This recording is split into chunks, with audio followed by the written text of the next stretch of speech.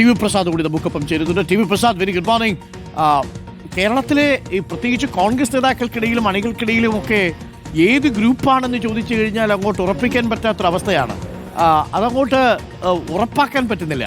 ഇന്നലെ കണ്ട ഗ്രൂപ്പല്ല ഇന്നത്തെ ഗ്രൂപ്പ്. മാറിക്കൊണ്ടിരിക്കുകയാണോ ഈ ഗ്രൂപ്പ് സമവാക്യങ്ങൾ?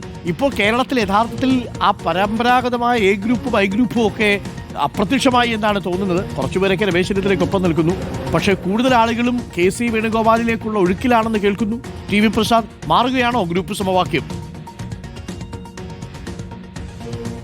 Good morning Arun, good morning. നേരത്തെ ഉമ്മൻചാണ്ടി വിശ്രമാവസ്ഥയിലേക്ക് മാറിയതിന് ശേഷം ആ ഒരു സമയത്ത് തന്നെ എ ഗ്രൂപ്പ് എങ്ങനെയാണ് എന്ന രീതിയിലൊക്കെയുള്ള ചർച്ചകളുണ്ടായിരുന്നു. പിന്നീട് മരണപ്പെട്ടതിന് ശേഷം ആ എ ഗ്രൂപ്പ് ഏതാണ്ട് ഒരു അനിശ്ചിതാവസ്ഥയിലുള്ള ഒരു സാഹചര്യങ്ങളൊക്കെ നമുക്ക് ഓർമ്മയുണ്ട്.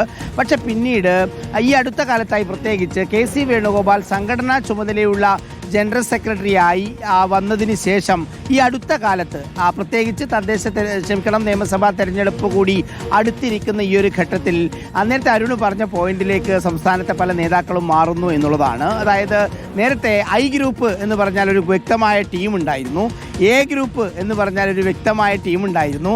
അങ്ങനെ എ ഗ്രൂപ്പിനെയും ഐ ഗ്രൂപ്പിനെയും പൊളിച്ചുകൊണ്ടോ അതല്ലെങ്കിൽ അതിൽ നിന്ന് അടർത്തിയെടുത്തുകൊണ്ടോ ഒരു വിഭാഗം വലിയ നേതാക്കളുടെ സംഘം ഇപ്പോൾ KC വേണുഗോപാലിനൊപ്പമാണ് എന്നുള്ളതാണ്. കാരണം ഇന്ത്യയിലെ കോൺഗ്രസിൻ്റെ രാഷ്ട്രീയ തീരുമാനങ്ങളിൽ ഏറ്റവും നിർണായകമായ സ്വാധീനം ചെലുത്തുന്ന അല്ലെങ്കിൽ തീരുമാനമെടുക്കുന്ന ഒരു പദവിയിലേക്ക് KC വേണുഗോപാൽ മാറി എന്നുള്ളത് തന്നെയാണ് അതിൻ്റെ കാരണവും. പക്ഷേ അതോടുകൂടി ഉണ്ടായിരിക്കുന്നത് കേരളത്തിലെ എ ഗ്രൂപ്പ് എവിടെയാണ്, ഐ ഗ്രൂപ്പ് എവിടെയാണ്, ആരൊക്കെയാണ് അതിലെ പ്രധാനികൾ എന്ന ഒരു പ്രധാനപ്പെട്ട പ്രതിസന്ധി കോൺഗ്രസിൽ ഉണ്ട് എന്നുള്ളത് തന്നെയാണ്. മുമ്പ് കാലം മുതൽ തന്നെ പറയുന്നത് കോൺഗ്രസിന്റെ കരുത്ത് എന്ന് പറയുന്നത് ഗ്രൂപ്പായി പിരിഞ്ഞു നിൽക്കുന്നതാണ്, പരസ്പരം ഉള്ള. അതേസമയം കോൺഗ്രസിന്റെ ശക്തിയും ദൗർബല്യവും അതിന്റെ ഗ്രൂപ്പ് തന്നെയാണ് എന്ന കാര്യത്തിൽ ശ്രമമില്ല. എല്ലാ കാര്യത്തിലും ഗ്രൂപ്പുകൾ എല്ലാ വിഷയങ്ങളിലും ഇടപെട്ടിട്ടുണ്ട്. ഗ്രൂപ്പുകൾ കാലങ്ങളോളം മാറുകയും ചെയ്തിട്ടുണ്ട്.